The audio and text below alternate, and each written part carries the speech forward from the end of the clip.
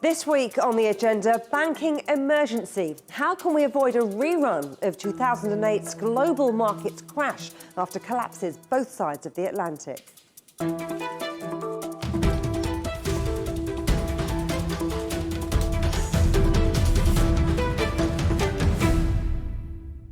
Silicon Valley Bank helped fund major US tech companies for 40 years, but it fell apart in just 48 hours. On March the 8th, the bank announced a $1.8 billion loss from selling securities and needing to raise $2 billion in capital to balance the books. The next day, its share price crashed 60%. Investors and depositors raced to withdraw $42 billion. On March the 10th, shares dropped further. SVB ceased to exist. Banking woes extended across the Atlantic when on March the 15th, troubled giant Credit Suisse said it needed to borrow $54 billion from the Swiss National Bank to strengthen its liquidity. Banking stocks across the continent suffered. On March the 19th, UBS agreed to buy Credit Suisse for $3.3 billion. Remember, this was a bank once worth almost $80 billion. Joining me now is Professor of Economics at Dartmouth College and former member of the Bank of England's Monetary Policy Committee, David Blanchflower. Professor, thank you ever so much for coming on the agenda. Sure. Now, as we've said there, you're a member of the Monetary Policy Committee at the Bank of England, and during your tenure, that's when we had the banking crisis of 2008. Do you see similarities now to what happened back then? Well, there are worrying similarities. I mean, in fact, we should probably go back to 2007, when in the UK there was a failure of Northern Rock. And over a weekend, the government had to decide that to rescue it and to guarantee depositors, which is what they did, and which is what happened in the last month or so with Silicon Valley Bank. The problem then was that couldn't really be stopped. So Northern Rock depended on wholesale money markets. We found Bradford and Bingley Alliance and Leicester, and then Royal Bank of Scotland and Lloyds Bank basically failing. So once this crisis had started, it was pretty hard to stop it. And so that's the worry right now. I mean, we have obviously seen Silicon Valley Bank, we've seen Sovereign, we've seen Credit Suisse. I mean, the worry we're watching right now is what's happening to Schwab. Markets are attacking, the share price is down a lot. So hopefully we're not in that position. But actually, the worry is that we are, and the credit tightening involved with all the stuff that's gone on is a major impact on the global economy. So what we're seeing is basically the whole talk about rate rises is now in full reverse, and we're looking at rate cuts coming in the future, coming this year. So the worry is, here we go again, and we worry that this has been a lot caused by central bank failure. You've been quite vocal about, haven't you, about what you think the Bank of England should be doing amidst all of this banking turmoil, slashing interest rates, stopping selling government bonds. It doesn't look like that's going to happen, though. Well, maybe it actually is. I mean, we've seen this week a really important and interesting talk by a member of the committee, Sylvia Tenreiro, who's basically said that you have to start cutting. There were two dissenters. But I think what's happened is that the central banks have been overtaken by events. They raised rates from a very low level. Remember, rates were basically at zero for a decade. And then they suddenly said, oh, we've had these two shocks, these two supply shocks, Ukraine war, the problem over COVID, and now we're going to raise rates like crazy without really any historical precedent or understanding what was happening. So markets are now basically contradicting the central banks. In the United States, I was looking at it today, by the end of 2023, markets are pricing in 5 rate cuts from now. The expected rate rise the next meeting looks like that's gone. So we're in full reverse, and I argued for some months that this was much like, as we talked about a second ago, much like 2008, and I would have been voted for rate cuts. And as I said, a member of the NPC has already broken ranks and said rate cuts should come. And I think what you'll see is that that's essentially what's going to come. So are we moving away then from what you've previously called groupthink when it comes to the Bank of England Monetary Policy Committee? And I wonder if you think that's something that's happening in other central banks around the world too. Well, I do. I mean, the worry is that think about how, I mean, think for your listeners how complicated this world is. We have central banks having interest rates basically at zero, and some even Japan now in negative. We have quantitative easing. We've no historical precedent since 1945 to tell us what to do. And what do they all do? They say, oh, we've got to look back to 1978 and think that that's what it was like when Volcker was there. And we've got to raise rates. Well, in fact, if you look at the Fed, in the last 15 years, of the governors on the Fed, not a single one of them has ever dissented from a decision.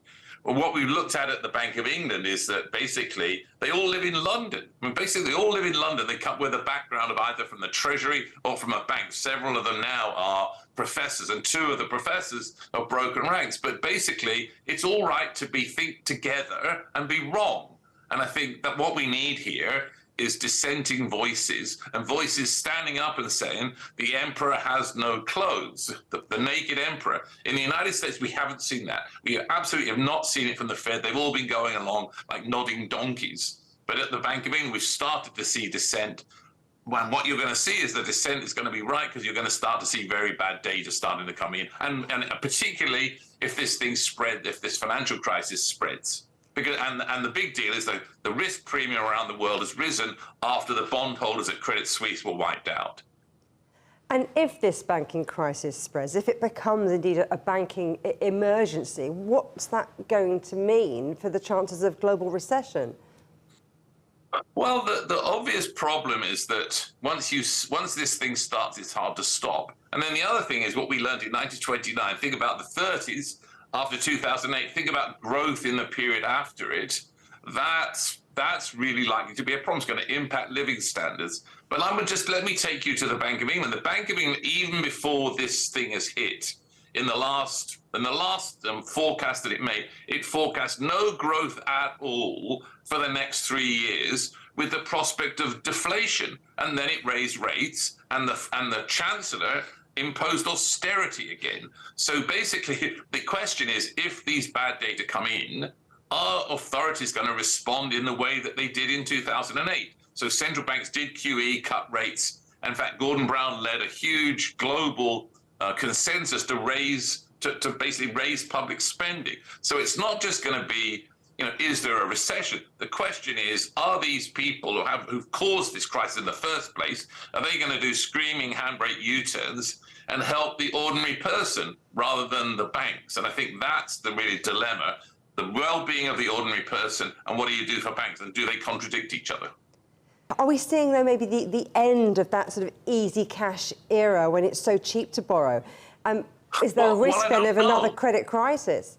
Well, I don't know. I mean, what we've seen is so think about what happened in Silicon Valley. So for a very long time, we saw interest rates being very low, which meant that institutions could borrow money cheaply. So the central bank never really understood what happens when not just when you raise them, but when you raise them from this long floor and you raise them so rapidly. So what did it do? Basically wiped out much of Silicon Valley and the high-tech sector. This had generated impacts on Silicon Valley Bank and probably other banks. We've seen in the UK, within a day of a budget being passed, the Trussonomics budget being passed, on the Monday, the entire UK pension sector collapsed, and on the Tuesday, mortgage markets collapsed. So we're now in a world where central banks didn't do their homework. They thought that what happened between 1945 and 2008 would tell them something. Well, it didn't. And the possibility is that because of the crisis hitting, what you'll see is reversal back of these high interest rates as the two supply shocks that caused inflation disappear, and we may well end up having to go back to low interest, especially if what happened in 2010 to 20 occurs, which is that fiscal policy was wrong and overly tight. Central banks had to compensate for that. So the move to austerity was completely disastrous, wrong, and that's what forced central banks to keep rates so low and do QE. So we will see what comes, but I don't think this era is over, because it's just been sort of necessitated by errors by policymakers. Let's talk about regulation, because I thought lots of conversation we've had, we can't have a repeat of 2008 because all of these safeguards are in place. We've got all of this regulation and special reg tech, technology that's going to help the Bank of England and banks all around the world. So is that something that they need more of? Has that not been thought through? Well, obviously the problem is about all the technology, garbage in, garbage out. I mean, it got to I used to think, well, speeds of computers were increasing all the time, but it got to a point where it was faster than my brain. I couldn't process it fast enough. But let's just go to the regulation thing. I mean, I would say the one thing that I really learned in 2008 to 9 was the need to diversify your portfolio to cover the risk to the downside. So what you saw was a big change in regulation, Dodd-Frank in the United States, where you regulated the big banks, you made them diversify their portfolios, made them much less vulnerable to shocks. But then in 2018, what you saw was a bipartisan move, signed by Trump, but backed by Democrats and Republicans, to basically weaken the regulations of banks under 250 billion. Well, that included Silicon Valley and signature banks. And it ended up that they didn't diversify their portfolios. They ended up buying long bonds whose price collapsed. And then their clients, the tech companies, took money out. They had lots of uninsured deposits. So that clearly is an issue. And now what we've seen, of course, is a run on these small banks, because everybody's taking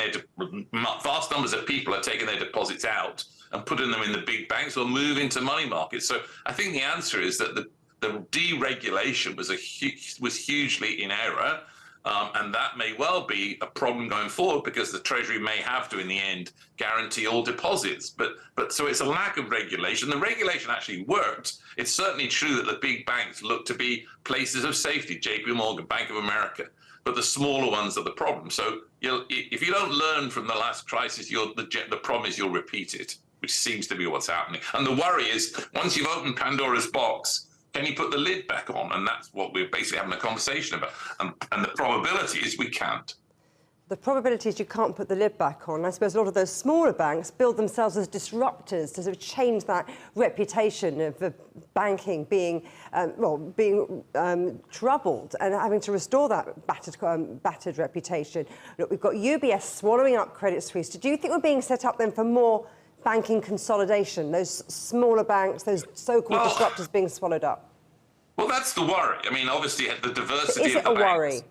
Well, I think it's a worry. I think that in a way, we don't really want 5 big banks. I mean, there is a great benefit of having local banks with special skills. But what have we seen? We saw Signature Bank in New York really focused on construction. We've seen Silicon Valley Bank focused on technology. I mean, the danger is if you don't have appropriate regulation for these smaller banks, they will fall, because people will just pull. Remember, their deposits aren't guaranteed in these smaller banks, but we know that the bigger banks are much safer. They've set themselves up. You have I don't know, $500 million deposits, as Roku did at Silicon Valley Bank. That was under threat until the Treasury guaranteed it. If you have that kind of money, you move it to the big institutions, you move it to money markets. Those movements threaten the well-being, threaten the sheer existence, A, of the banks, and B, of the diversity of the banking system. So, that's a debate to be had, but I don't think anybody thinks that we just should see the collapse of regional banks and end up with 5 big ones in America, as in a sense occurs in the UK. I want to pick up on something you said before, how UK pensions almost broke a couple of months ago. In Japan, the Japanese yen has been moving by about 30% in a matter of months. In terms of the States, $72 trillion of debt there. Lots of movement on mortgage-backed securities. So what's the risk that something that nobody's really paying much attention to is going to pop out and break the system? Well, obviously, that's a really big worry. And in fact, we talked a minute ago about Credit Suisse and UBS. And the Swiss government had to give UBS, I think it was 9 billion Swiss francs, for the kind of things that they might find when they open the hood of the bank up and find what's sitting there. I mean, it's in a sense, we have the known unknowns, and in this case, the unknown unknowns. I mean, that's part of the problem that Schwab has had, trying to reassure people that it's a different bank, it's a different institution than Silicon Valley, that it's safe and so on. So I think the danger is, what are banks holding? What are these undisclosed holdings that they have? You know, what about I mean, if you raise rates, then people are gonna default. I mean, a good story to tell you is that apparently in America, when people got their payments during COVID because of lockdown, what they did was they went out and bought cars. They leased cars, bought cars. Well, then after lockdown and those furlough payments went, they no longer can afford them. So now you see defaults on the car loans. So what are banks who are holding mortgages and car loans, and they're holding long bonds, and maybe they're undisclosed? That's worrying. And what we don't know is, I think, the biggest concern. But the fact that UBS needed 9 billion Swiss francs to be put in, and 100 billion that they could go to, suggests that other institutions are probably holding the same. And the speed that the pension sector collapsed one day, it was the budget on Friday, they collapsed on one day, and the Bank of England had to intervene. So the worry is that many banks, many financial institutions around the world are sitting holding bad stuff. The benefit is, if interest rates start to fall, as I think they're going to, that's actually a really good thing, because think of a Silicon Valley Bank, their holdings of long treasuries rise as the values rise, as the interest rates fall. So this is very much at the door of the central banks. They cause much of this. I hold it in entirely responsible for wrongly raising rates to the speed that they did, and thinking that the inflation was demand-driven when it was supply-driven. So this is at the door of the central banks. It's at the door of the MPC. It's at the door of the Fed. It's at the door of the ECB. Professor David Blanchflower, thank you very much. Thank you. Still to come here on the agenda, the politics of banking, how global governments have reacted to the problems at Credit Suisse and SVB.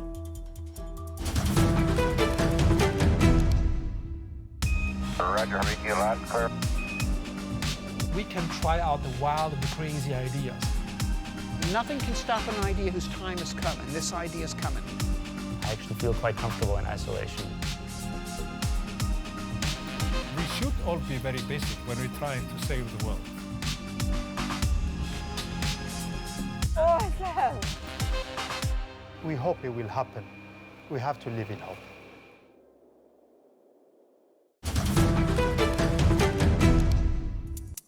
Welcome back to the agenda. In times of financial turmoil, it's not just central banks that need to intervene. Governments need to ensure they do all they can to keep their national and global economies on track. So have they got it right this time? Joining me now is former Canadian Finance Minister Joe Oliver. Well, thanks ever so much for coming on the agenda. Now, I wonder, watching the markets wobble and banking stocks sink, did you think, here we go again, or were you assured that enough safeguards have been put in place to prevent a rerun of 2008? Well, initially, of course, like a lot of people, I was quite concerned, because we've seen this movie before. But I will say the regulators and the governments acted very quickly, because what they wanted, of course, is to avoid a systemic problem to the banking system, which is, of course, crucial to all the national economies. And what you had in the United States at the Silicon Valley Bank, and later the Signature Bank, was essentially a run on deposits. And that happens when depositors start to fear that the bank is going under and they can't get their money out. And very few banks have enough liquid assets to sustain a major run on their banks, and what prevents that from happening, of course, is confidence that the bank isn't going to get into trouble. But depositors became aware that the Silicon Valley Bank had some severe credit problems, and what had happened there is that they had a large portfolio of assets that were in bonds. They were in government bonds, so they were credit worthy. There was no problem about that. But interest rates were going up, and when interest rates go up, the value of the bonds go down. So at the same time their assets were declining in value, the amount of interest that they had to pay on deposits was increasing, and so they were being squeezed. And this was a an indication of poor management. It was also, I should say, an indication of poor regulatory oversight. The San Francisco Fed, which is the regional organization that oversees banks in the United States. You've mentioned that maybe there was some oversight there from the federal regulators. Do you think that enough was in place? Because there's been an assumption that we would never have a 2008 banking crisis again. Well, yeah, I don't know if one could assume that, but one was very confident about that. But in this case, what the government did is say, okay, it's only 250,000, but we're going to extend it to all depositors. And once they made that decision, of course, the panic evaporated, because everyone knew that if you have the full faith and credit of the U.S. government, you're going to be fine. But the end result, of course, is that bank's equity, or the value of their stock, collapsed. And the management was, of course, removed, and it was taken over elsewhere. So the point, to answer the question directly, is that the bank was saved by very quick government reaction to bail out basically the depositors. Now, Credit Suisse also, as you know, had a major problem, and the way that was solved was the Swiss government made sure that UBS, which is a much bigger, the other major Swiss bank, but much bigger and not in financial difficulty, took it over.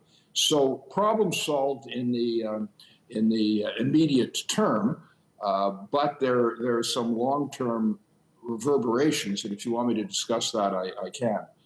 In terms of banks and banking, how is it best to strike the balance between politics and central banks? Well, I wouldn't, characterize it as exactly political, although clearly there's a political implication there, because the banking system collapses. Investors are going to be very afraid and very angry, and they're going to take it out on the government, which is supposed to be overseeing them. So what you want to have, what you must have, is a strong regulatory system, like, may I say, what we have in Canada, where the rules are stringent and where the banks follow the rules, sometimes even go farther than the regulation requires them to. If they become imprudent, as happened in the United States and in Switzerland, and it was combined with a bit of management incompetence, then you've got a problem. And then sometimes the government has to jump in to save them. Now they introduced the mechanism to make that less likely. They required a lot of all the banks really to issue what are called contingent bonds, or that were automatically converted by the regulator into equity if the bank was starting to get into trouble. So what happened then is the debt decreased and the equity increased, and so the bank should be in better shape than it was before. Of course, the debt holders in this case were severely diluted, or in the case of Credit Suisse, were actually completely wiped out, and the equity would fall even more, but at least the depositors would be saved, and they're the ones really that need protection, because the average person who puts money in a bank isn't speculating. They expect to get their money back with a bit of interest, and if that doesn't happen, there's a feeling, and quite rightly, that something went wrong at the bank and at the regulatory side, which they would, of course, blame on the government. So that's another mechanism to try to deal with a faltering bank, but it's important, but it doesn't solve the problem entirely. It makes a catastrophe far less likely.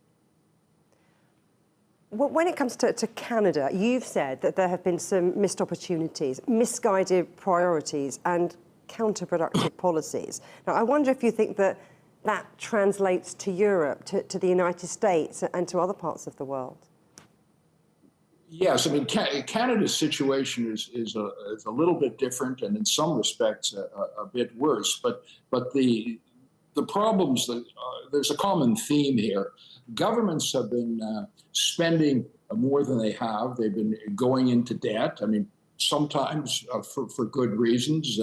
When the of course COVID pandemic hit and businesses were closed, often mandated to be closed by governments. There needed to be a social security support for people so that they didn't go hungry and they didn't freeze in the dark. But in many cases, Canada included, there was too much spending, and that spending continues to increase. And we have enormous debt in Canada. It's approaching $1.2 trillion Canadian, and the U.S. numbers are even worse, but it's a much larger and more resilient economy.